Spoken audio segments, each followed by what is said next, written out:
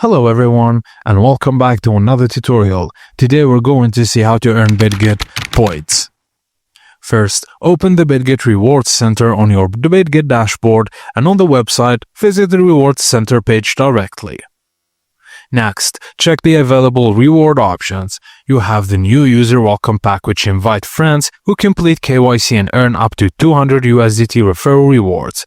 As a new user, you can also get up to 6,000 USDT by completing deposits and trade-in within 7 days. Also, daily check-ins helps you earn points just by checking in every day. Each cycle lasts 5 days, then resets. A miss in a day restarts the cycle. There are also task-based rewards to complete, like daily tasks, limited time tasks, or that tasks must be completed and claimed within the given time frame.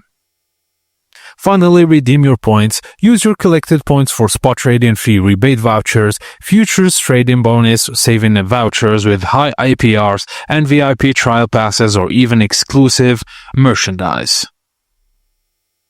Thank you guys for watching, and please don't forget to like and subscribe for more.